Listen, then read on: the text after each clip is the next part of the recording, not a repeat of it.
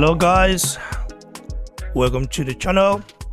I do appreciate each and every one of you that support the channel, and please, if you're watching right now, always make sure to like the video. We're live right here with our brother Robbie Taylor. We also have our brother Michael Joe in the house right now. I mean, we are going to be doing talking about the fights that occurred last night and what's next for the likes of Chisora, Ruiz, even Chris Arreola, who of course was forced out of retirement by Team Ruiz Jr. It's something I'm going to take a look at and talk about for sure. Like I say, I appreciate each and every one of you that support the channel.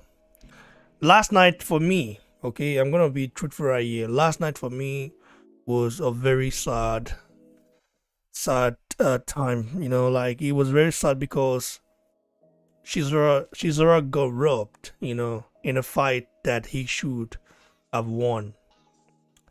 By the way, let me get my brother Robbie T in the house. Robbie T, he's not a frequent comer to the show because he has a lot of things to do, the guy is more busy than me. But whenever he's around, whenever he's available, the guy always come through and give us some, fire, some bangers out here. And Robbie T, what's up? How you doing, man? Ray, I'm doing good, man. It's always a pleasure to be on this show. I love Boxing Block Center. It's a shame that I can't get on the show more often, but I love what you guys do. I think you're one of the best channels out there, and it's only a matter of time before word spreads and the channel just grows to bigger and better things. It's always nice to be on the show, Ray.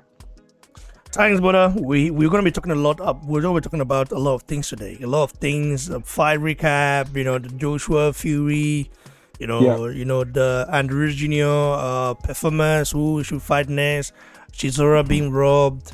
So many things we're going to talk about, and having you here is really a pleasure today. By the way, I have to say, this is not boxing related issue. It's about a Nigerian girl that was discovered murdered by there's a Odua guy. For some of you guys who follow Nigerian Twitter and follow Nigerian, because I'm Nigerian, I have to follow what's going on in my country. This guy's from Akwa Ibom State, and he lured this girl into a trap, offering to give her a job, and raped her and then murdered her. So terrible. So I would say my condolences to the family of Eubank. I mean, it's great. Listen, man, when I hear such stories, man, humans are very weak. That's why when we Southerners, a lot of Southerners, we from the southern Nigeria, we think we are better than the North. Some of us will say, "Oh, they know that it," bro. Like I said, there's evils are everywhere. Evil are everywhere. And did they catch the guy? This guy is a friend to the chairman, a friend to the local government chairman in Akwa Ibom State. Wow. He's a not a friend, a cousin. You know what I mean? A cousin. So this guy, I don't know. They said he's been caught. Of course, I saw a picture of him of him. I think he's kind of naked, semi naked in a way.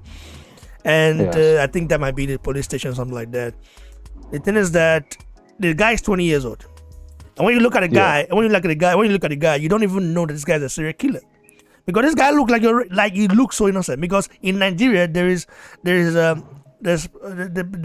police are quick to profile you. There's this like, for example, I'm like I am right now. I have got tattoos all over my body now.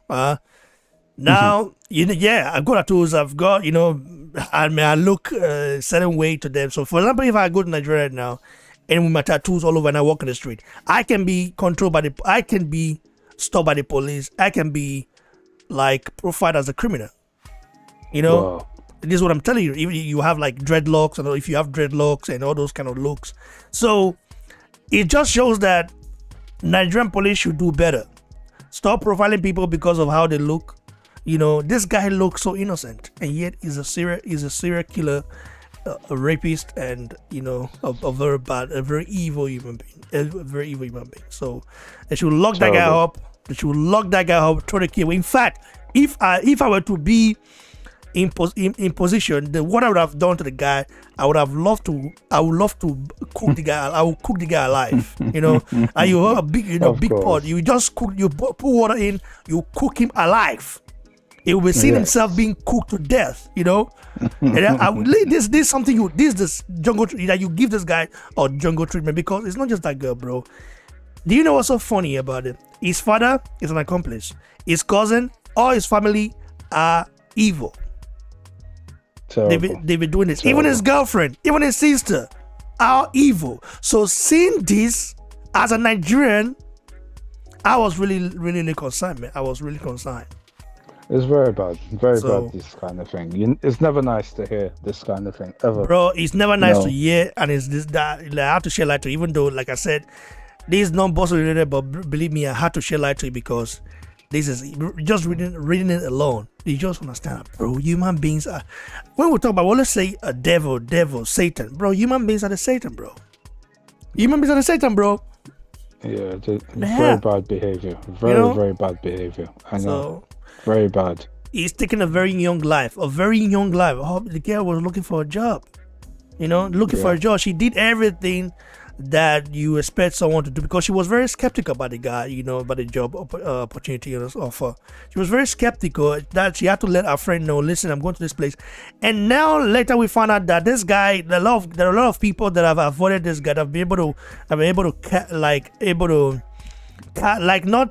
avoid this guy's trick, because there's this girl on Twitter that he also kind of gave the same offer. And this guy told him, listen, I'm going to call my brothers, I'm not so sure, because this is like the outskirts of Uyo Airport, like Uyo is a city in Akwa Ibom State. Uyo Airport, I'm calling my brothers, or, and some other guys. And he immediately, he blocked the girl, because he knows, he knows what's going to happen if the brothers come along. He can't do shit. That's right. So, that's right. This is what I'm saying, like, you guys out there, our brothers and sisters, our sisters in Nigeria, I know a lot of our sisters in Nigeria, the women, I must say, Nigeria needs to treat women better, Yeah. Especially the need to be careful. Man. Not when they get old, they start saying, no, treat them better right now. The girls, treat them better right now. The women are the backbone of any nation. Nigeria is no exception. Yes. So, that's all I have to say for now. Yeah, I agree. Yeah. Condolence to, family. I hope they bro, it's crazy. I'm reading that was disgusting. So now, let's get to the boxing one. Yeah, bro. Matchroom event yesterday. Chisora versus Parker. We saw Taylor versus Natasha Jonas on the card. Chris Super Jr., Marcus Morrison, Campbell Atton as well. Some good fights. What do you make of? Talk about the whole card for me before we get to the main event. Yeah, the whole card. I thought it was a very good card. The Katie Taylor Jonas. It was Jonas. Yeah. That fight was just brilliant. Oh my goodness, I enjoyed that fight. Because that girl Jonas, she come to fight. That was her. She had an opportunity to grab all the titles of Katie Taylor, and she come to fight. She weren't backing up, and it seemed like whatever Katie Taylor hit her with, she still dug deep. And Katie Taylor had to put on all her reserves, all her fighting spirit to come through with that victory. I can't even remember what the scorecards was on that, but I gave the fight to Katie Taylor, but it was one tough fight, really, really tough fight, and I really enjoyed that one. That really was good. That was a good one to have on the bill. I think Katie Taylor, not that I'm a great fan of women's boxing, but this lady, she is good. I have to say, she can fight, and I thoroughly enjoyed that fight. Every round, for almost from round 1 or 2, the action didn't even stop. Absolutely brilliant that was. I really enjoyed that one. Very, very good fight. Marcus So I don't Morrison, know what. Christopher Well, Jr. well, that's a bit different. Chris Eubank Jr. hasn't been in the ring for about 18 months to roughly 2 years. He's changed trainers. He now has Roy Jones Jr. in his corner. They said that they were working on some things during lockdown, and they needed the rounds to show what they were working on. The guy, I don't know this opponent. I have to be honest. I haven't seen him fight before, but he seemed like European level, fringe, world level. He didn't seem great, but what made me question Chris Eubank Jr. is he said he'd been working on some things during lockdown with Roy Jones Jr. But to me, Chris Eubank Jr. looked the same as he's always looked. It's just a different opponent. I didn't see anything different with Chris Eubank Jr. Than I'd previously seen, to be honest with you. He didn't look particularly better. He didn't look worse. He just looked the same. And I think to myself, well, okay, you're working on stuff and you haven't been in the ring for this long. I personally, I would have liked a better performance actually, because all right, after a certain amount of rounds, you could see that Chris Eubank looked the better fighter of the two. But so he could have finished the guy off. I don't know why he didn't. They said they wanted the rounds to work on some stuff, but what they have been working on, to me, wasn't evident. I didn't see it. Another thing, Chris hasn't been in the ring, all right, because of lockdown, but he spent about 18 months with under Al Heyman as his advisor promoter, I guess. And we only saw one fight in that time under Al Heyman. And yet the Charlo brothers are both with Heyman. We didn't see any fights with them. We didn't see any fights. So you wonder, what was the guy doing all that time under Al Heyman? What was the point? Why did no fights come to fruition? During lockdown, Al Heyman put on a big card with the Charlos. And Chris Eubank Jr. wasn't even on the undercard, and he wasn't injured. So you think to myself, what is the guy's plan really? You remember we talked before we went on live about Anthony Joshua and Eddie Hearn having a plan for Anthony Joshua. There's a clear plan where they want to go step by step. To me, Chris Eubank Jr., he doesn't seem to have a plan. He's going from trainer to trainer. Sometimes he's saying he doesn't need a trainer. He's working now with Roy Jones and they're working on things. And to me, I don't know what it is they're working on, because it looks the same to me. I didn't see anything different. But anyway, he got the win, and now he's calling out Golovkin, he's calling out Canelo.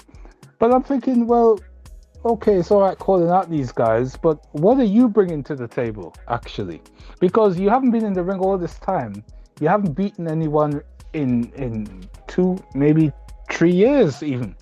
So why do you feel you deserve a shot at Canelo, the pound for pound best super middleweight out there? Why do you think you deserve a shot at Triple G? What have you done to deserve that? But I suppose with the right promoter, he may well get the shot. We don't know.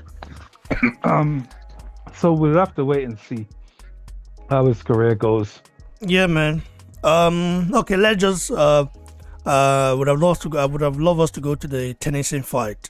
Getting knocked out by that Mexican guy. Yeah, that was a shock.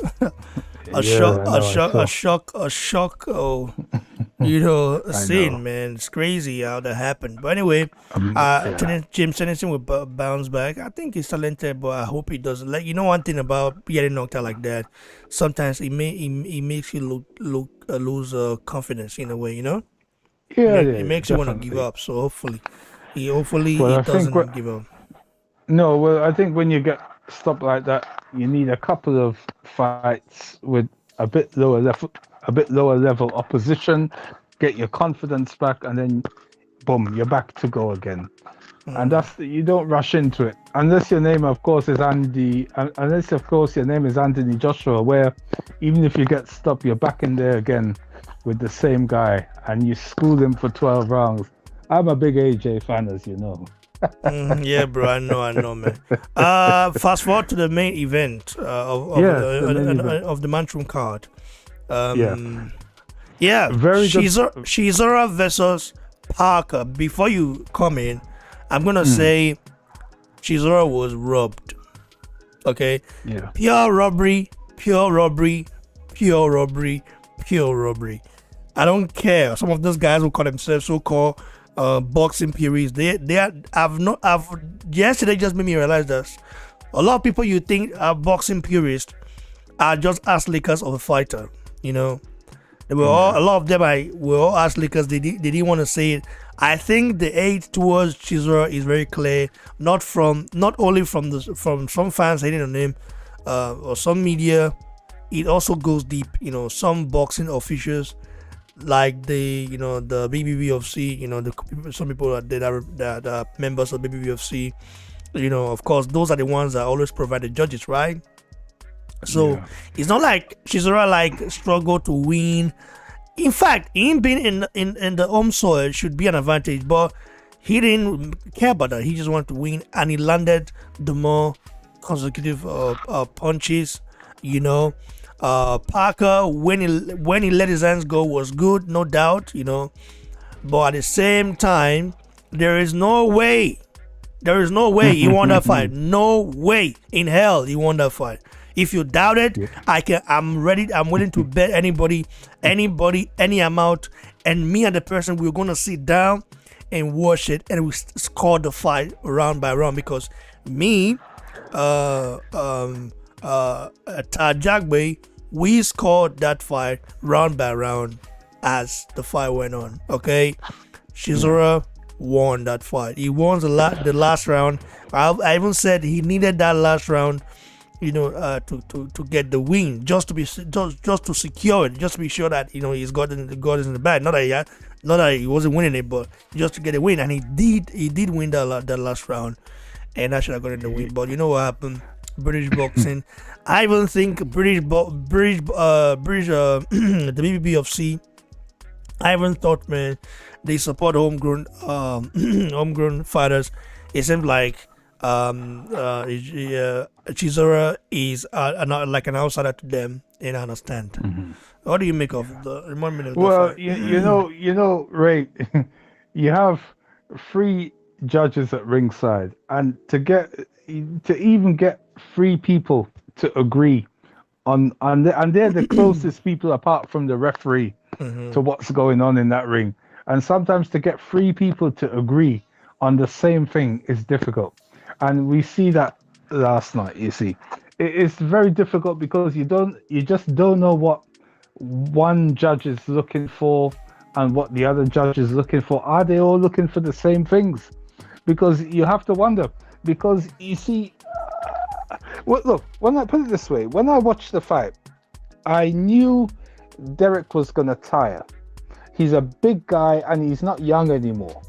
Okay, so let's just say the first 5, possibly 6 rounds were clearly won by Dereck. There's no discrepancy. Plus a knockdown.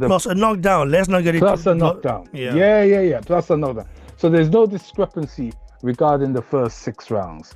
Now, the likelihood is he won a lot of the other rounds as well.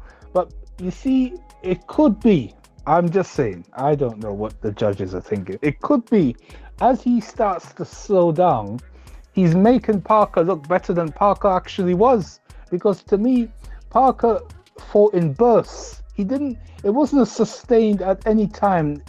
You see, like the first 5 rounds, say, or the first 6 rounds, Dereck was always on the front foot, always going forward, throwing punches.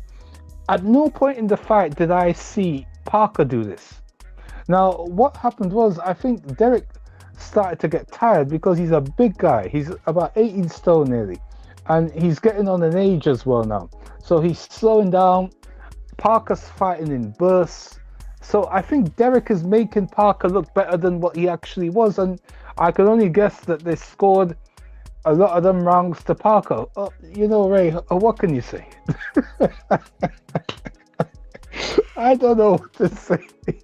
But the only good thing I would say about that, Dereck may not agree, but the only good thing I would say, it was scored in Parker's favor. Dereck got a good payday. I'm sure he got a good payday for the fight. And because of the controversy, he will get another equally good payday for the rematch. You see, bro, he's not about getting the payday. He's not about the payday, bro. This is a big injustice because these fighters, they go in there, okay? These guys, some of them are away from their family, okay? They go in there, train for almost sometimes 8 weeks, prepare for 8 weeks of preparation and all those stuff. Chisora has been robbed a lot of times. Remember that when he fought Robert Elenius in Finland, that fight, he was supposed to win that fight. He got robbed because Elenius was on home soil. Okay, so this guy has been unfairly treated. I don't know why a lot of this boxing officials, don't tend to like him. Maybe because Parker is good for business.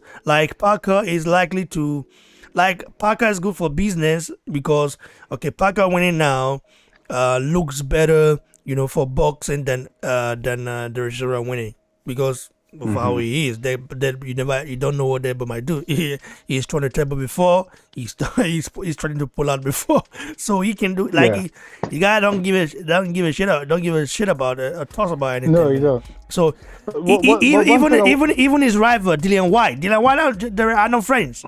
Okay. No. Yeah, but he even will say, "Wow, that's robbery." Yes. If I didn't watch that fight live, then I wouldn't really know. I would have say, maybe not. But I watched it live and I was scoring the fight, round by round. Yeah. Me and Ajagba, we scored the fight round by round. Yep. I hear you. So he might get a rematch, but wow. So getting a rematch, okay, just the money or what? What about the losses? But the thing is, look, but you have to also say, Ray, look, prior to this fight, Dereck Chisora had 10 losses on his record. So 10 losses and 11 losses, there's no difference, because once you start getting that amount of losses, it doesn't really matter anymore because people, they don't even, when they announce your record, they don't even call the losses no more because it's too many. But I'm thinking the loss, believe it or not, could actually work in his favor because if you think about it, the heavyweight scene with the elite, it's tied up now because all the focus is on AJ and Fury. Just say Dereck had won the fight. Where is he gonna? The next fight that he is gonna get is from where? Is anybody even going to be interested in the next fight? Probably not. But because there's a bit of controversy, what are you saying? People will be interested, bro. Dereck Chisora's style of fighting, we always interest fight. I will always watch Chisora fight because of how he fights. The guy is, with Chisora, he's not. There is no dull moment with him when he fights. Yeah, but if he had, his style of fighting will always be exciting to watch. It's a fact. It will all. Yeah, what but do you mean by that? The opponent, but will you get the opponent though? Well, of the quality of a Jones. This is the thing. Okay, let me ask you one question. Let's say, and Ruiz Jr. versus Dereck Chisora. Won't you watch that fight? Yes, I would definitely watch that fight. But you see. Oh, okay. Should I bring someone up again? Let's say Luis Ortiz Chisora. Would you watch that fight? Yes, I would definitely watch that fight. Deontay Wilder Chisora. Won't you watch that fight? I would watch that fight. Would you care? Would you care about the losses he's had? No, I wouldn't. But because why not? Why not? Why not? Because he's excited in the ring. It brings excitement. But if Chisora were to be like Fury, for example, that stinks everywhere when he fights. Well, let's say Chisora were to be Fury, was to have Fury style of It stinks everywhere. He has so many losses. How many of us were tuning in? No, I don't know. Fury is a different kind of guy. I don't know. He's never really my cup of tea, to be honest. Yeah, with but you. I'm saying, Fury stinks everywhere when he fights. Like Yes. the guy is not is the we can me and you now right now. You and I can count how many exciting fights Fury has been in throughout his whole career. Exactly. I know. That's how boring the guy is. Exactly. That win over Wilder in the rematch was just like a fluke, in my opinion. That's the first time we saw Fury really like perform in a way. Exactly. Until Fury if Fury start doing that on a consistent basis, then we start saying, oh, this guy. But now Fury can come into his next fight and stink everywhere out. Okay. Well, the thing is, I don't know if we'll ever get to see him do that, because I think with the next two fights, which will be against Joshua, there's so much money that I don't know. I think Fury may well retire after his next two fights. So I don't know if we'll ever get to see him do things on a consistent basis. I don't know if we will, because he only has to concentrate on Anthony Joshua twice. And I personally, I don't think he's gonna. I think he will stick the place out as he regularly does, because I don't think he will stand toe to toe in front of Joshua. Myself, I think he would do what he thinks, anything to avoid getting into a conflict with Joshua is what I think that will be his game plan, personally. Okay, now, like I said, Chisora has always been in exciting fights. He just didn't get it right when he was younger, But, I don't know what happened. There's a magic there with Chisora.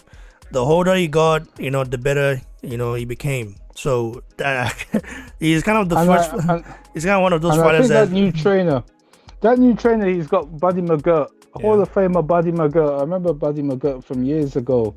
I think it's working well with those two, funny enough. I think but I'm not sure if Andy Lee and Joseph Parker are working that good, because you see, Dereck Chisora's got a new trainer in Buddy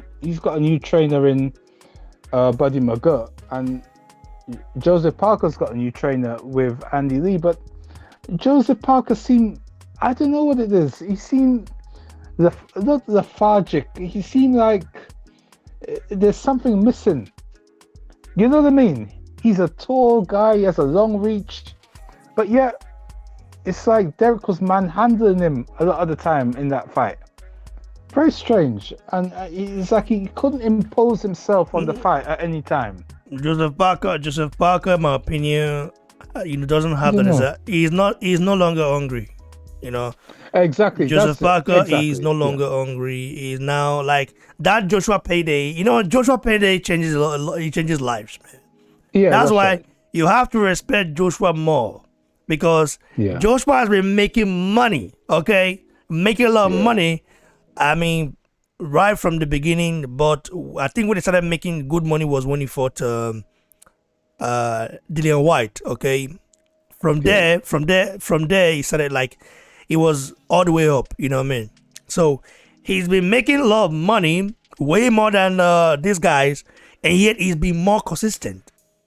And it's like the more he made money, the more the more hungry he became. Okay. Well, this goes back. This goes back to this is something that you have to respect about Joshua, because look at Ruiz Jr. Yeah. He made money just once fighting Joshua. The guy turned to a diva overnight. Yeah, but this goes back to what we were saying before we went on live, that when you see it's all about having a plan and sticking to it, because the plan wasn't for him to have or make hundreds of millions and all this kind of having these huge sponsorships with Under Armour and Lucozade and what have you. The plan when he sat with Eddie Hearn was for him to become British, Commonwealth, European champion, world champion, and not only world champion but undisputed. And until that's achieved, right, they remain focused. He had a slip up along the way, yes, but he's still focused because they haven't achieved what they set out to achieve yet. You see, this is why the money hasn't affected him because they set a goal and they don't being sidetracked until they get to that goal, and they're soon gonna get to it. We haven't got long to wait now, hopefully. Yeah, man, and then they're gonna get to it. So now you agree that Chisora got robbed, right? You agree? Yes. Well, there's gonna be a rematch. We all know that, but I don't know. Like, I think Chisora should demand like a fair judgment. Judges. I think there should be an outside. Like, I don't know, man. Boxing is like. Well, I think he needs. Like, he's on home soil. He's on home soil, and he can't even get a fair win, bro. That's crazy. Well, he needs to take it out of the hands of the judges. When he sees Parker hurt, you need to finish him, and then there's no need for the judges. You see. Well, but Parker's got a good chin. It's not just like it's not that easy, man. Yeah. But I believe he can do it though. I think Parker, as you say, something is missing, and I don't know if it's the money. Because he's not hungry anymore. The hunger that he had, I was just yesterday. I took some time to watch the Hot Parker. The Hot Parker, that was like, bro. He was that guy was a maniac, bro. Like, the speed was there, Yeah. The hunger was there. Now it's like this Parker we have right now. He's just satisfied with just boxing and all that. But anyway. What it is. I think the money may have changed him. Wait, we have someone there. We have someone with us right now. Adewale, is that you, bro? Okay. Adewale, who's that? Who's right now? Hello? Who be that, Seb? You talk. I don't. Well, I think the money. You see, he lives in New Zealand. We don't know how much things cost in New Zealand. I mean, this guy has a lot of money now. He has millions of pounds, so he can probably live a very good life. And maybe, the desire goes. I don't think when Anthony Joshua lost, it was because of lack of desire. I think he was messed around by about at least 5 different opponents. Mao Joe, is that you? Mao Joe, is you, Alpha. Mao Joe. Can you hear me? Man. Yeah, you doing, bro? Yeah, you doing? What happened before? You left and then, yeah. Yeah, I'm just doing a couple of things at the same time. So yeah, okay, no wahala. So what's your take? We've been talking about this Chisora stuff. Chisora got robbed, right? In your opinion? Yeah, absolutely. Yesterday, people couldn't hear your reaction because, fortunately, there was something wrong with the sound and people could only hear me. So, can you emphasize on it again? Right. You see the Chisora fight, yeah? Like I said yesterday, going into that fight, I was a bit upset with Chisora because of the antics he put on a day before the fight and how he threatened to pull out and all that. And if you remember, I was saying to you that, I actually wish that Parker would knock him out because of this antics. Like, I can't believe that he would even threaten to walk out of the fight just because of something as flimsy as that. But obviously, when the fight started and I saw how Chisora was performing, I began to change my mind. Obviously, I love Chisora. I love Chisora, but I was just a bit upset with him. But I began to change my mind, and I'm like, oh my God. Now, the first thing I like to say is that the first 5 rounds, in my own opinion, Chisora cleared those rounds. And the first round, especially the first round, will be scored at 10. It's 10 against 8, basically. And that's a big margin. And then going into the 11th round, Chisora was only one round up. So Parker got the 11th round. Going into the 11th round, for me, it was 6-5 for Chisora. Okay.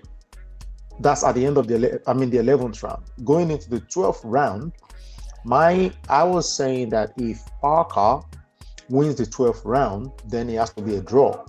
because going into the 12th round, Chisora had 6 rounds. It was 6 rounds up. So, but the 12th round, obviously, Chisora won that round. So for me, wow, the 12th round. Okay, yeah. Okay, Chisora won that round. I thought you said Parker. Sorry. He won the last round. He won that round. He did win the last round. He did. So for me, I was saying that okay, now he got the last round, so that's 7 rounds for Chisora and 5 rounds for Parker. Now this morning, I've watched the fight again, and my opinion has not changed. Okay, because sometimes when you watch a match live, your adrenaline and you're just really high and hyper and all of that. But when you watch it over again, you start to change your mind. Like I remember when Chisora fought Usyk, I was like, oh, robbery, blah blah blah. But when I watch it again, I was like, nah, Usyk did beat Chisora because he won a lot of the rounds. But this one, nah, I ain't changing my mind. And I scored it again, and it remained the same. Parker had 5 rounds and Chisora had 7 rounds. So for me, that robbery was, and Chisora did the better work as well in that fight. He did the better work. Parker, I don't even know what he was doing, to be honest with you. If for the first 5 rounds, he fought very, very timid. He was scared. Yes. He was literally scared. Like you could see it. This guy was shaking. He was scared. Yeah. He couldn't even move. Like Parker is known to really move around the ring and use the ring and his ring generalship and his footwork and all that. But he didn't. I didn't see none of that. To me, it looked like a 40-year-old tired boxer, in all honesty. So I was very, very disappointed.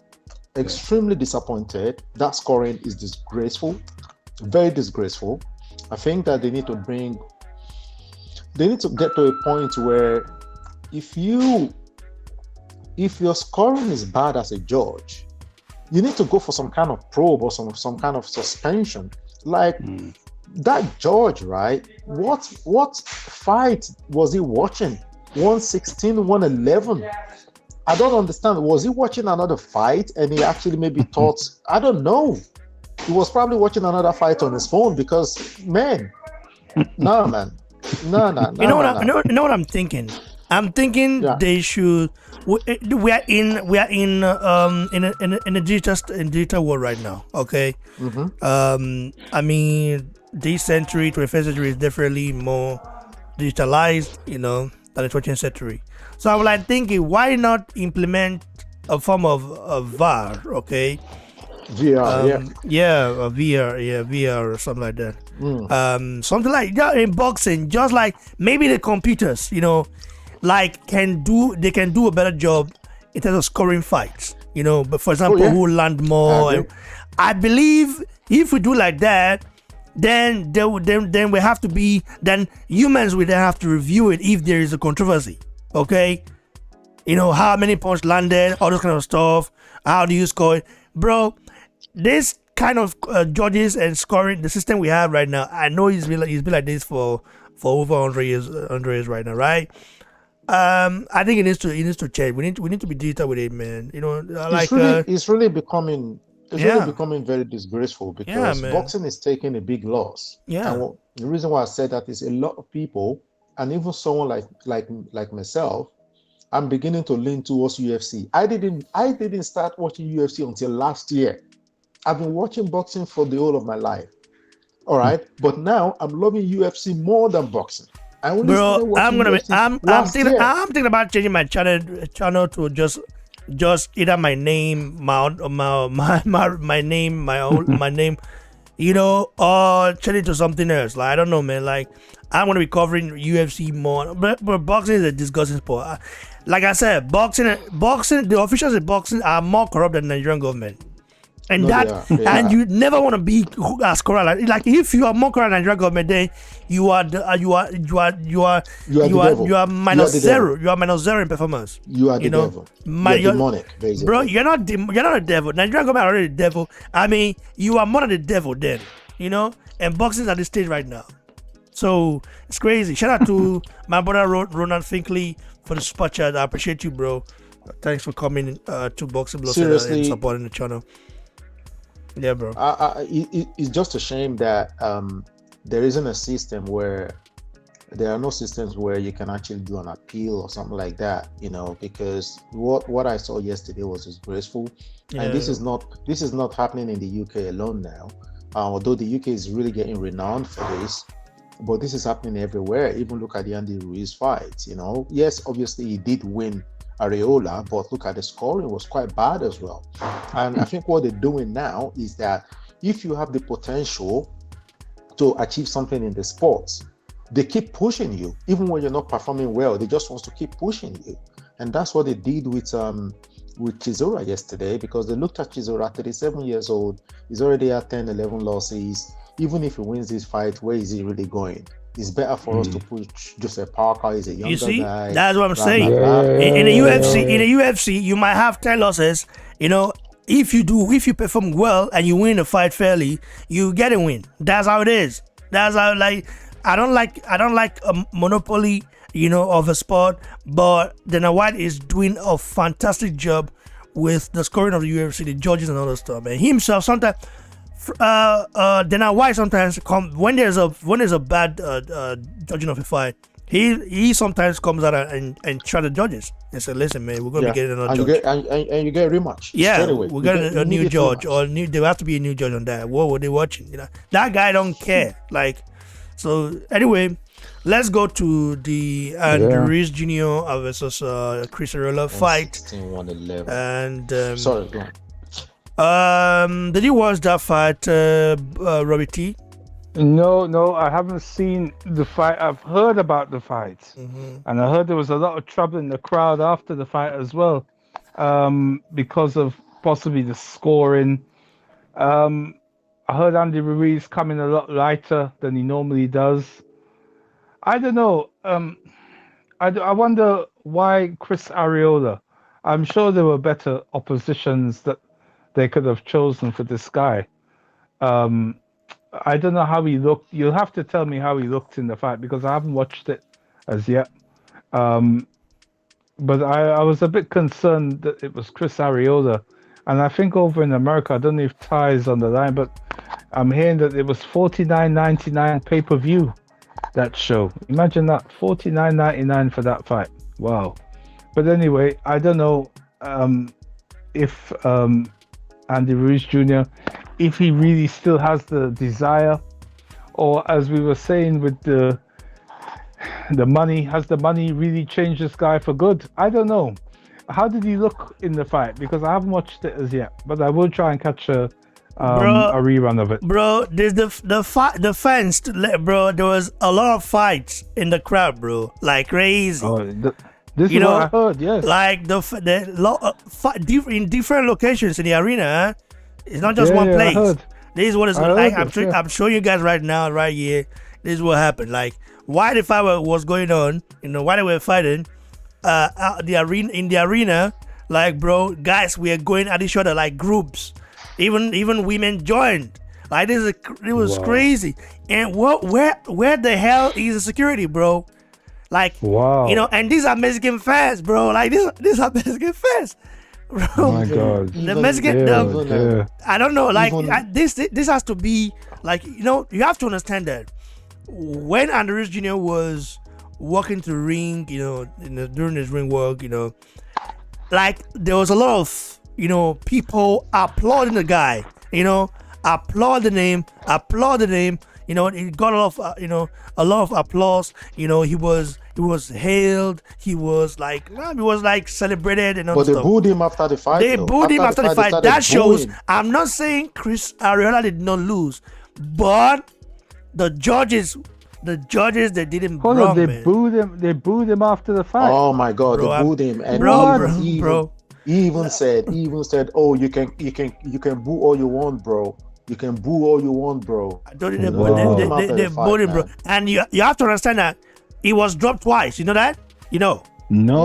Yeah. I knew he got dropped once. I didn't realize. No. Wow. Chris Arreola dropped in twice. I'm gonna show you guys him getting dropped twice very soon.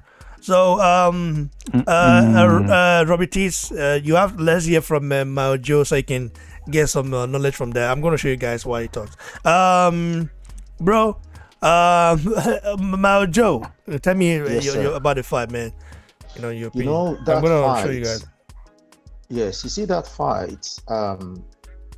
As much as Anthony Joshua wouldn't want to wouldn't want to publicly accept that something was wrong with him in that first fight. Now, that Andy Ruiz fight yesterday proved to me that Anthony Joshua had some problems going into that first fight, because the Andy Ruiz I saw yesterday, if that guy gets in the ring with Anthony Joshua again right now, I doubt it would last 3 to 4 rounds, man. I doubt it. Yeah. I'm not joking. I doubt it. It looked poor to me. And I tell you, because some people are like, oh yeah, but the hand speed. I'm like, hand speed is not the only thing in boxing. When are you people going to grow up and know something else about boxing? He's still real. flat. It was still flat, flat-footed. He still couldn't really move and we're talking about Arreola, a guy who retired from boxing 2 years ago. Okay. 40 years old retired boxer. Came in there, dropped you. Your punches weren't doing nothing to the guy. The guy came in at 228 in terms of his weight. He came in very, very light and you couldn't drop him. And Ruiz came in, people were like, oh, he's lost a lot of weight, but he's still heavy though. He's still over 250 pounds. He's still a heavy guy. You get what I'm saying? Like, he had over 30 pounds over Arreola and he couldn't knock him out. And Arreola dropped him 2 times.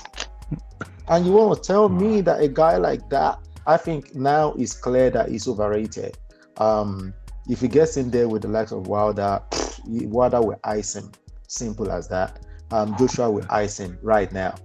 And this whole thing of working with Team Canelo, I couldn't see any difference. There was no improvement, nothing. The only thing is the same old thing we've been talking about. My hand speed. Like, that is the only thing that matters in boxing, But for me, bro, before you continue, let's watch this right here. And Ruiz Jr. getting dropped hard, okay, twice. But you guys should watch it on YouTube right now. Let me put it on right now, because this is a beauty, man. This is a beauty. Watching it is a beauty. Let's watch it right here. Eso, cena para todos, caliente.mx, más acción, más diversión. Andy Ruiz tiene eso del trabajo de Eddie Reynoso. ¡Entra, señores! ¡Arreola! ¡Manda la lona! Parece golpe de conejo, pero sabe perfectamente Andy Ruiz que entró. Y ya Chris se da cuenta, lo toma como válido y empieza la cuenta. Le pega y lo sabe Andy Ruiz. ¡Qué cauteloso! Tiene brazos más largos. ¡Entra, Arreola! ¡Le pegaron al gordo otra vez! ¡Tambaleó Andy Ruiz! ¡Lo sabe Arreola, que ya le tocó el rostro! Nada de golpe de conejo, una caída legítima. 8 para Andy Ruiz, el mismo Arreola. ¡Ajá! ¡Vuelven a agarrarlo! Perdóname, mi Richard. ¡Vuelve a tocarlo! ¡Tambalearon al gordo! Chris Arreola se da cuenta que le puede hacer daño. ¡Vuelve a atacar! Arreola está agresivo. Lleva el liderato del combate. Se descuida Andy Ruiz en un momento importante. Vuelve a soltar abajo. Tiene brazos más largos. ¡Entra, Arreola! ¡Le pegaron al gordo otra vez! It's not a nice thing to say, but bro, you saw that, bro. And Ruiz Jr. like, listen, man. This just shows. Okay, this shows that Anthony Joshua was not himself. This just proves no, he wasn't. But he's not gonna come in and tell you guys, Joshua is very professional. But it wasn't himself. Because believe you me, and Ruiz Jr. was being caught by left hooks. Why? He was trying to use his fast hands. That did not work against Arreola. And this is the same Arreola that Deontay Wilder stopped. Wilder heisted, yeah. Let's not get it twisted. Wilder stopped Chris Arreola. And Stavern stopped him as well back in the day, if you remember. Yeah. Yes, he did. Yes, Stavern did as well. Yeah, Stavern did as well. Kanauke did as well. Yeah. You know what? I just hope that this is going to teach Andy Ruiz something. I'm sorry, I don't want to bring the scriptures, but I like to quote the scriptures sometimes. You say pride goes before a fall. You know, Yes. I think all his pride and all this, I want my belt back. That statement really does annoy me. I want my belt back. Belts? How were those your belts like? I want my belt back. I'm gonna go in there again with Anthony Joshua to get my belt back. You know. Look, you see, So the thing, for me, I just hope that. I just really hope now that he looks inward, and he goes back to the drawing board and be real with himself to say that, listen, I am not on that level yet. I had a lucky win over Anthony Joshua. I was blessed twice financially, literally manners from heaven. Came upon me, and I just had blessing that in a million years I wouldn't have had if I didn't fight this guy. Okay, so and he needs to be real with himself right now, because and he needs to show more gratitude to Anthony Joshua as well for that. He needs to be grateful for those two fights. Robbie, you see the problem with these guys and Anthony Joshua, most of them, is that they have this inward jealousy. Yes. Trust me, they all do. Because how can this guy be this big? How can this guy be the cash cow? How can this guy be this popular? How can this guy have all these endorsement deals? There is this inward jealousy that they all have towards Anthony Joshua, and it's a shame though. But I tell you one thing though, the fight in the crowd was more entertaining than the main event. I'll tell you. So, but we're gonna be leaving soon. Let's touch on this quick. Just one thing I wanted to say before we move. Yeah. The problem with Andy Ruiz Jr. is, unfortunately for him, in his mind, he really believed he beat the best Anthony Joshua. That's what he thinks happened in Madison Square Garden. And the reality was he beat the worst Anthony Joshua, because there was something wrong with Anthony Joshua that night, and it just happened to be that he happened to be in the ring with that Anthony Joshua. That's why he won. And that's why he could never repeat that. But his mind, he still thinks that he beat the best Anthony Joshua that could ever have turned up, and he's wrong. This is why, you see, now he's fighting like this. He can't get his head around what's going on, the reality of where he really is. Yeah. Thanks, but I appreciate it. Now let's go quick. Talk quick about this. Stick like 20 minutes or so. And Ruiz Jr. versus Deontay Wilder. PBC are trying to get a fight May. A lot of people are picking on Ruiz Jr. Believe you me, after the performance, I think Wilder is going to wipe the floor with him. Bro, can I say this right as regards that? Okay. Now, you see, initially PBC wasn't that keen. They weren't that keen. Putting Wilder, obviously, because it came off a loss, really bad loss, and the way Andy Ruiz performed against Anthony Joshua, they were looking at that and like, we're not sure if we should put Wilder in there right now. But after that fight yesterday, I think they want to make Wilder look really, really good, because they know that Wilder is going to knock him out cold. So I was on their YouTube page yesterday, and I saw that they put a poll or a question. And obviously they want that fight to happen now. I think now they are confident that we can get this guy in there with Wilder, and Wilder is going to look very good. Trust me, Wilder is going to look very good against Ruiz. I seriously, he's going to look so good. He will look very good. It will knock him out cold. It will be very bad. It will be brutal. I don't know about knocking him out though, but I don't think he will win the fight. I don't know about knocking him out.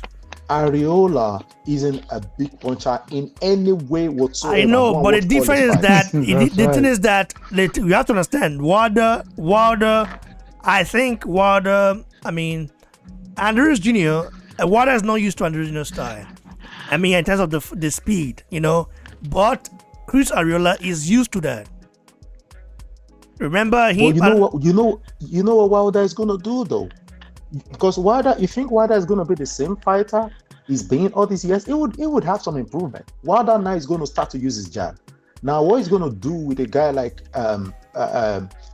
Ruiz is that he will keep Ruiz at a distance, and Ruiz is so slow, man. Look at the fight yesterday; he's so flat-footed. He's so slow.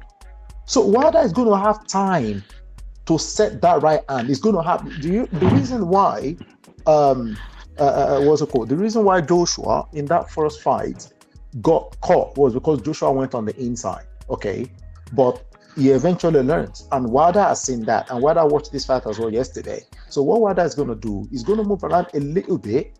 He's going to create that distance, and he's going to knock him, bro. I'm telling you. Look at this guy. This guy is so flat-footed. It's ridiculous. I actually thought that I would see some improvement in his movement. No improvement at all.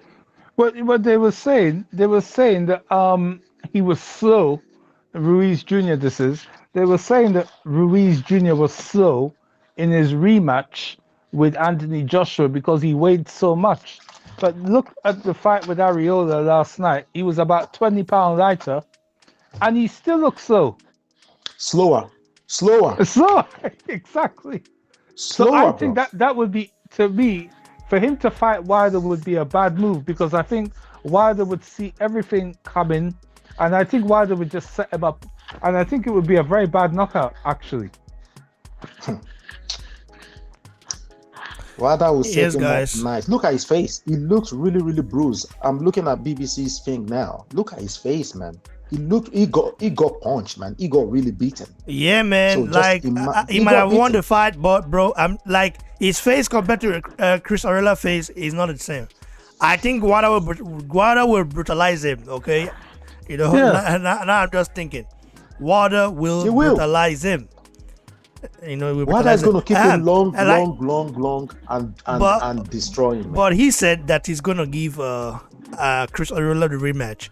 I think that would be a very wrong move, because Arreola is going to be way more prepared than this. That's right. You know why he wants to do that? Why? You know why he wants to do that? Now he knows that I can't go in there with any of these killers right now. So it is better for me to actually take another risk with Arreola and be better prepared the next time than, because the next fight after these people will be clamoring for will be the Wilder fight, and he knows I can't go in there right now. So to be on the safe side, I better do a rematch. Yes. Yeah. To go in with Wilder now, it wouldn't be a good move. I don't think. Why? So. I mean, beating Wilder will put him up there in the, like, if you beat Wilder, you put him up there in the rankings. It would, but I don't think the time is right. I don't think he's ready for Wilder yet. Bro, not based on what we see last night. And Ruiz Jr. is an opportunist, bro. Anyway, Luis Ortiz was there. Luis Ortiz was there to call him out. I want to also, before we go, I want to give you guys take on him and Efe Ajagba. You know, Efe Ajagba versus who? Luis Ortiz. Efe Ajagba versus Parker, or Efe Ajagba versus Ruiz Jr.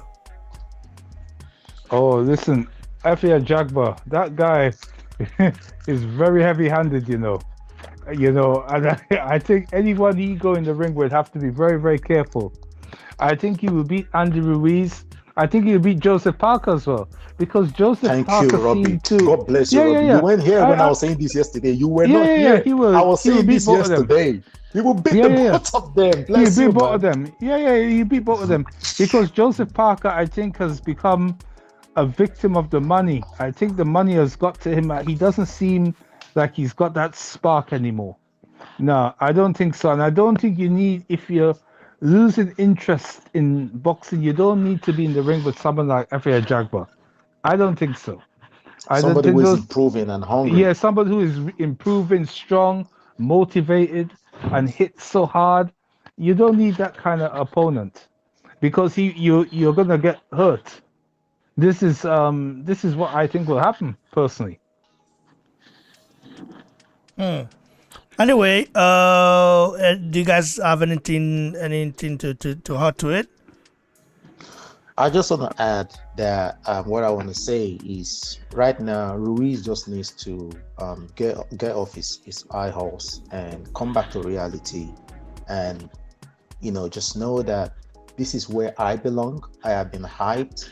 I have been, smoke has been blown up my backside because of that one blessed win I had against Anthony Joshua, or over Anthony Joshua.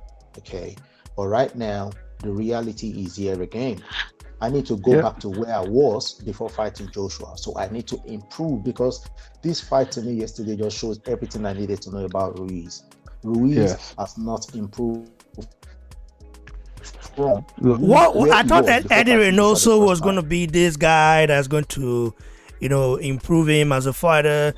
I mean, they've not belonged together though, so you can't really blame Eddie Reynoso. I mean, he's got him in shape though. But can I ask you a question? Yeah. Can I ask you a question regarding Eddie Reynoso? Eddie Reynoso is a great trainer, but has he trained any proven heavyweight? No, he hasn't. He hasn't. Proven heavyweight. It's a different thing to actually train an heavyweight. It's completely different from training all these other guys, because the technique is different. The techniques are different. The movements are different. Your ring generalship, everything is not the same. If as an heavyweight you're training as a middleweight or even a cruiserweight, you're not going to be able to perform the way you should, because it's not the same way of training. No. Like when he went to Reynoso, I was saying to people, I'm like, trust me, Ruiz is not going to improve that much, because he's going to be training with them Canelos. Canelo is not heavyweight. He can't move like Canelo. It's not the same kind of training. So tell me one heavyweight fighter that Reynoso has trained that is proven. One. You see, the thing is, we talk, it's funny we've gone down this route. You see, this is all showing about Andy Ruiz Jr., right? The guy got really, really big-headed after the Joshua fight. I read Eddie Hearn's book called Relentless, and Eddie Hearn said in that book, one of the first things, imagine, this guy was given the gift of all gifts to challenge Anthony Joshua for all the belts except one. This guy was, and it's only because about 4 previous opponents had to pull out for various reasons. That's how he got the shot, and he was given this opportunity, and the guy didn't show any gratitude at all. He got rid of his trainer, and Eddie Hearn said in his book that one of the first things Andy Ruiz tried to do after he won the fight is get out of the rematch. He tried to get out of, and they had to threaten him with all kind of lawsuits and all kind of things for him to even accept what was in the contract. The contract that gave him the opportunity of a lifetime, he didn't even want to honor it. And his trainer, Manny Robles, who got him to that position or has been with him for so long, he got rid of Manny Robles too. I mean, who behaves like that? You see, this is the thing, ungrateful behavior is never good, He's saying that he underestimated the money. Let's hear what he has to say. You're about to go through hell again to get through this fight? Yeah, of course. Like I say, you get dropped, you got to climb back up, and I think that's the Mexican warrior of us true fighters. We get dropped, we got to come back even stronger, and thanks to God, we got the victory. But it was a pretty tough fight. He got me with the clean right hand, but I don't feel I was like super hurt, but I didn't see it, and I just gotta do much better for the next fight, and stay busy. I think that's what happened with the long layoff. How did it feel fighting at 256 today? It felt good, but I think that ring rust, I couldn't find my distance, but first Arreola did a good job. What did it feel like having Eddie in the corner? Do you feel like he was the missing ingredient from a strategy perspective to really change the course of that fight? Because you got rocked in the third too, and you were there in deep waters there for a second again. Yeah, for a minute, like I said, I think the ring rust and putting my hands down a little bit, I kind of got overconfident with him, and he got me with a clean shot. But the main thing is that we came back stronger, and I won the fight. And the question for Eddie, how would you assess Andy's performance tonight?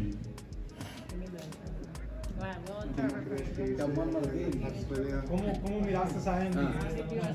Miren, lo más ¿Qué te pareció lo más importante que pasó esta vez para Andy Ruiz fue que logramos meterlo a la disciplina, logramos perder kilos que le sobraban, logramos reactivarlo otra vez al boxeo. The most important thing here is that we were able to provide him with discipline. We took some weight off, and we were able to reactivate his passion and his love for boxing. Mentalmente no es el mismo Andy Ruiz de hace un año. Mentalmente está muy por encima de ese Andy Ruiz que perdió con Joshua.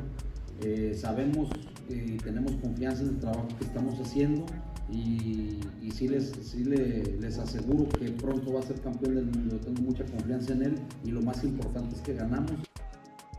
Whoa. Did you guys understand what he said? Well, he said mentally, this is not the same Ruiz Jr. that fought Anthony Joshua. You know? Yeah, bro, we know. You know, that Ruiz Jr. Needed to get his motivation back. You're about to go through hell again to get through this bro, fight. this is whack, in my opinion. This is whack. I mean, this is whack. So many excuses, bro. This is whack. I mean, this is whack. I mean, if I don't understand Spanish now, I mean, because what the translator was saying is very different from what he's saying, you know?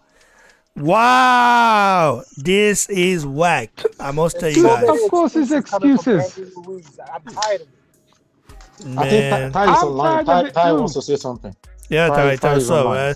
before Vamo, say something, bro. Let me keep it brief. You see, there's so many excuses coming from Andy Ruiz. It's first of all, it's your job to stay in shape. You get paid to stay in shape. AJ lost the belt to you. He went straight into camp. He didn't get this is some bullshit. Like the way some certain fighters get treated is absolutely bullshit. Because you know they're determined to be good fighters. AJ loses his belt.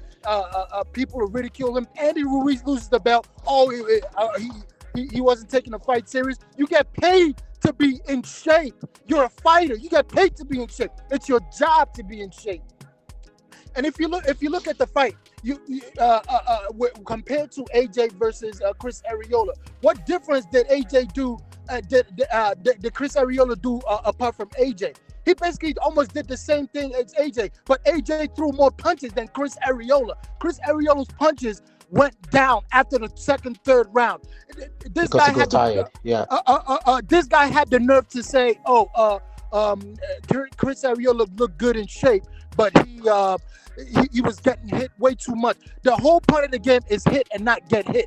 AJ wasn't getting hit, and yet they were saying he was running. But now Chris Arreola was getting hit, and now they're saying, he was getting hit way too much. You see how they pick and choose the narrative?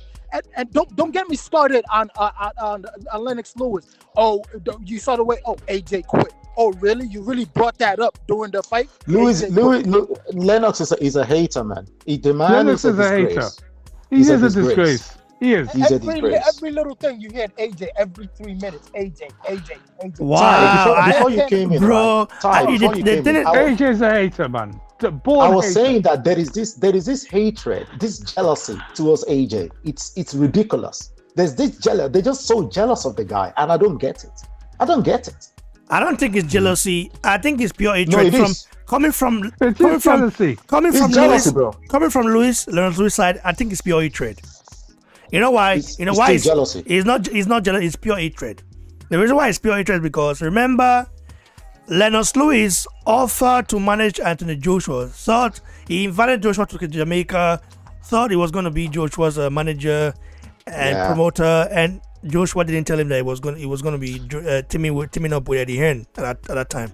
And when he heard after Joshua left Jamaica, when he heard Joshua team up with Eddie Hearn, Lennox Lewis became a full-time hater of Anthony Joshua. Prior to that, the guy was with Anthony Joshua in the Olympic, man. He took a picture of Joshua, like he was there. The president was both of them were having a good time. Joshua even went to Jamaica, to visit him. So this is what I'm saying. This is not. That's what I say. It's not jealousy. It's just pure hatred. Like this guy, I don't like this guy, and this is what I don't want to bring race into it, but this is the mindset of some black people. You know what I mean? So there's this jealousy between each. Like there's this deep hatred that if someone doesn't give us a pass, to their life or to be part of it, we just some of us Let them become pure haters and Los Luis. Well, I BBC. think He what was Ty is hoping. saying. He was Sorry, go on. hoping. He was hoping. Lennox was hoping because AJ didn't sign with him. He was hoping that AJ would be a failure.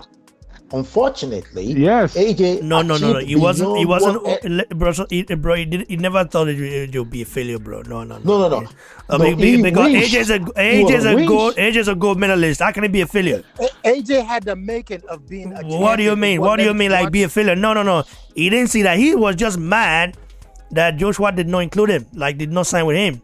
Like he went with Eddie Hearn. That's what he's mad about. Nothing else. So who has he signed after that? I think what happened was when AJ didn't sign with him, he was hoping that that's what I'm saying. Joshua failed, and this is why AJ. This is why Lennox all seemed glad almost when Andy Ruiz beat him, and he never ridiculed once Deontay Wilder for turning down all them offers. Yeah. And he didn't even say shit about Wilder. Like, did he even talk about Wilder losing? No. No, man. I haven't heard anything. So now we have Mao Joe telling us like, what he said. We're just mentioning Joshua quit. Joshua did not quit. How do you see me quit? He didn't quit. Bro, it was embarrassing. He said, "Oh, Joshua quit." I'm like, why did he have to bring that up? Like, this is Andy Ruiz's fight. Why are you bringing AJ quitting? Like, these guys are using Joshua. Listen, Andy Ruiz star is going to fade very soon. He's going to fade very soon. Listen, man, Andy Ruiz Jr. If Andy Ruiz Jr. doesn't score a sensational knockout in his next 3 fights, believe you me, it starts fading. In the next fight, if he doesn't do well in the next fight, he's done. They were booing him yesterday. You think Mexicans were bad on him completely? I don't think so. Oh, bro. So why were they booing him yesterday? They were booing him because they wanted to see knockout and they didn't give the knockout. Mexicans, like I said, Mexicans joined the bandwagon. Like Joshua single-handedly made it Andy Ruiz Jr. Without Joshua, Andy Ruiz Jr. wouldn't even think of being on pay-per-view. What? And there was almost giving up.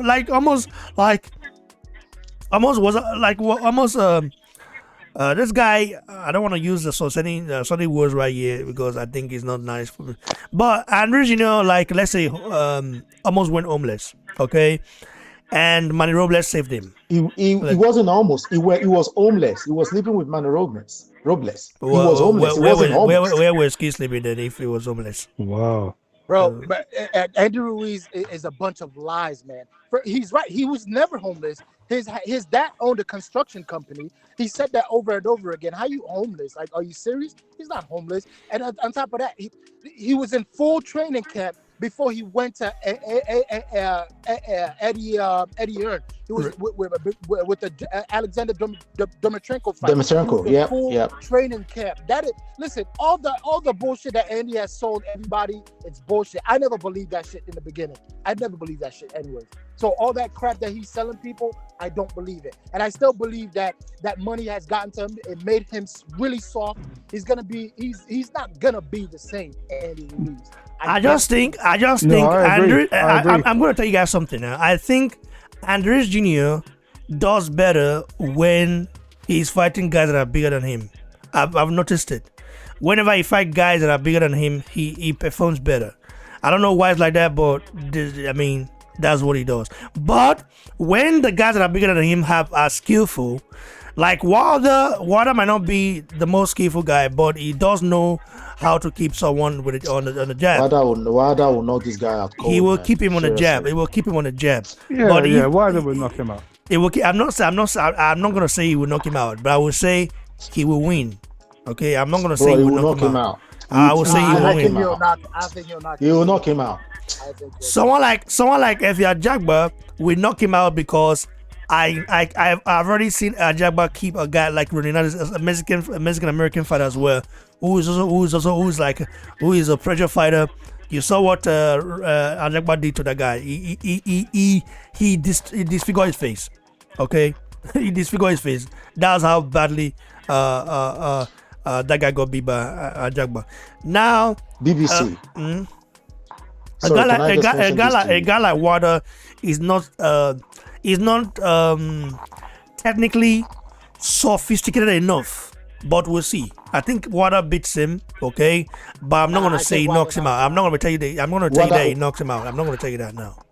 BBC right now, Joshua knocks him out.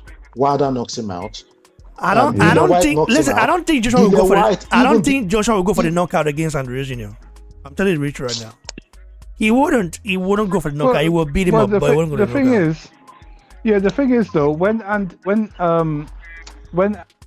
Anthony Joshua fought Andy Ruiz Jr. the second time, he said that there was numerous times he wanted to go and knock him out, but they had a game plan and they wanted to stick to it. And I believe he could have knocked him out. And I think if they fought again, I think this time he would probably go to stop him. He will. Because I think the second fight was only to really for Anthony Joshua let me to work tell you on one some thing. things. Let me tell you the only way Joshua stops Andrew Jr. Joshua will stop Andrew Jr. when he has no pressure on his shoulder. Okay, when for example, Joshua become undisputed now, and he lets the best go, and Andrew Jr. has the belt. Joshua would knock Andrew Jr. out when they fight because then he knows he has nothing to lose. Okay, but if Joshua, for example, still the champion, holding the belt, and Andrew Jr. is the challenger, Joshua will box him. He will box him. He would do damage on him, but he will not knock him out. I'm just telling you right now, because he can knock him out if he want to, but there's also this risk, that okay, I'm the champion right here, and I want to maintain my status as the champion. So let me box. This is what I'm saying. He can knock him out for sure. Let's say a guy like Ajagba right now knocks Andrew Jr. out because Ajagba has nothing to lose. Okay? Ajagba has a lot to gain, and nothing to lose. So he will go all in on it and knock Andrew Jr. out. Now, a guy like Wilder might probably knock Andrew Jr. out because he has nothing to lose, but though he still has something to lose, because if he gets beat by Andrew Jr., that is going to make people look at him in a certain way. But I think it's going to be 50-50 stuff. But I do think Deontay Wilder, especially what I'm seeing in the video we've seen of him working on his jab, I think he's going to fight Andrew Jr. behind his jab. And the right hands are going to be landing all night. And you don't want to take more than 10 right hands from Wilder. If you do, you know the result if you do that. You don't even want to take 5. No, true, Chris Arreola took a lot from Wilder, though. He took a lot of right hands, but that is really face. But he knocked him out. I know, but he stopped it. That's what I'm saying. He took a lot. Chris Arreola felt like, I can tell his power. He kept on coming forward. Wilder was just pumping it all night, and Arreola couldn't continue anymore. So you don't want to be taking constant, a beating from Deontay Wilder with that right hand. Anyway, guys, I'm gonna say thanks to all of you guys for coming to the show. I appreciate you. And Deontay beat Arreola with a jab.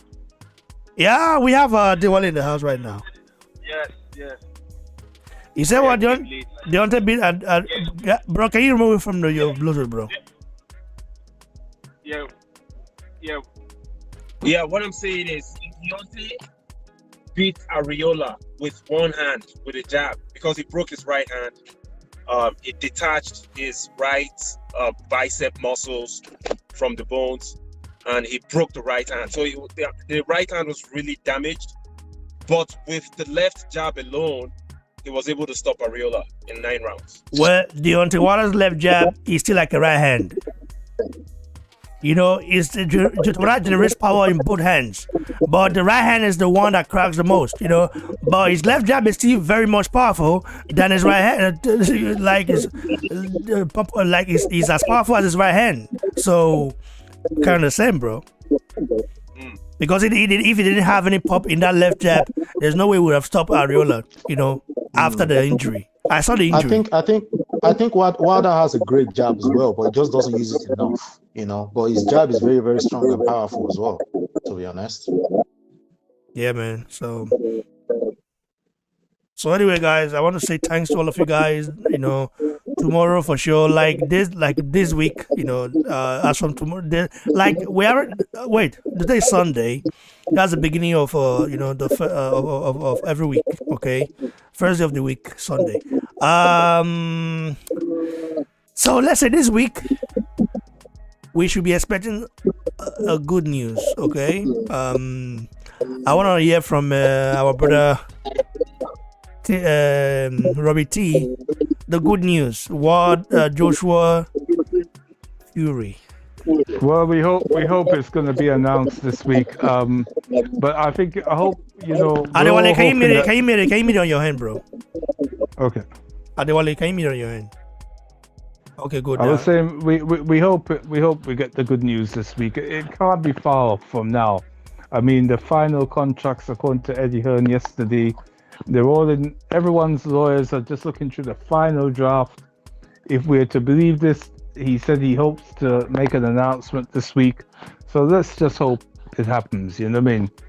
Because it's been a long time. It's a very complex fight to make. Different parties involved, different networks, the venue, the this, the that. Let's just hope they get it over the line, and Anthony Joshua gets the opportunity to shine. That's my take on that. I hope that Eddie Hearn can just get this thing over the line. You know what I mean? I think it would be nice. Yes, but it would be. So thanks to all of you guys. Just one more thing. We have another big fight on Saturday. That's kind of over. We have Billy Joe Saunders fighting Canelo. Yeah. So That's we true. can't forget that one as well. Maybe that might be announced. That might be. Are you gonna watch it live though? You're gonna be asleep. Yeah, right? I will watch it. I will watch it live. I think it. I don't know if it's on Sky or we're all it's staying on. up. Yeah. I will watch that one. We're all staying up for it. That would be a good one. I'm gonna be watching that for sure. That's a big fight, man.